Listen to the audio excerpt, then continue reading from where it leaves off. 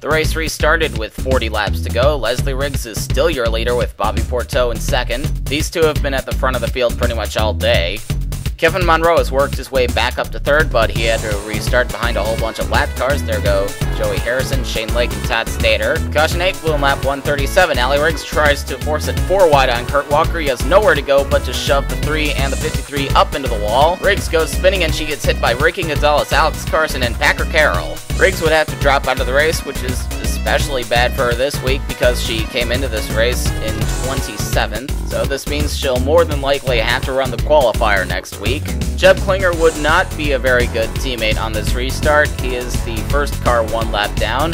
Leslie Riggs pulls away and Klinger kind of holds up his teammate Bobby Porteau. Then again, Porteau has wrecked Jeb Klinger on a couple of occasions this season, so he might still be a little sour over that. Gravity Racing Inc. has not had a very good day at their home track so far. Henrietta Laverne III is about to make it worse. She gets busted for passing Jason Bates on the inside on the restart, and she has to come in and serve a penalty.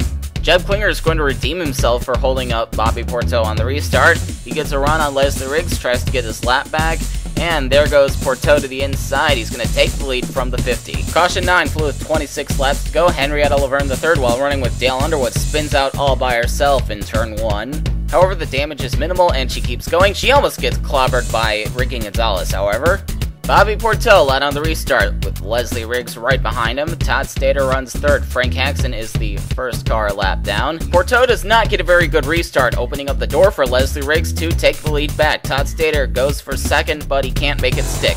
Henrietta Laverne III is up to more shenanigans. She hooks and turns the 37 car of Siju Dejao with 15 laps to go, spinning him towards the inside wall. Dejao got back into the top 27 this week, but he's been battered around so much today that he can't really do much to improve that. This would be the final restart. Leslie Riggs is your leader with Bobby Porteau in second and Todd Stater having an excellent run in third. Riggs pulled away, but she gets stuck behind Siju Dejao with 4 laps to go, opening up the door for Bobby Porteau. However, Porteau's going to have a little trouble getting around the 37. You know who's going to try to capitalize on this?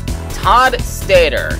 He gets around Leslie Riggs and drives it in much deeper than Porteau, coming to the white flag. Going into turn 1, you're going to see that Porteau has a really hard time driving it into the corners. Stater gets a huge run and he's on the inside of the 64. Going into turn 3, Porteau tries to block, but he'd wreck himself if he did so. Stater has the position, coming off the corner. Bobby Porteau battles back, but Todd Stater gets his first victory. After qualifying for only a handful of races in 2008 and 2009 combined, Todd Stater finally proves that he belongs in this series. Bobby Porteau finally got around the dominant car with just a few laps to go, only to get trumped by the 150. Leslie Riggs, the aforementioned dominant car, hangs on to finish third. Forgive that little typo there. Shane Lake gets his second top 5 in a row, and Joey Harrison gets his first career top 5. And now for your top 5 in points. Bobby Porteau extends his lead over Andy Pearson.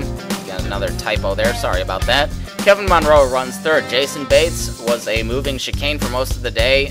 He hangs on to fourth despite being 40 points back. And Scott Morales rounds out the top 5, 1 point behind Bates.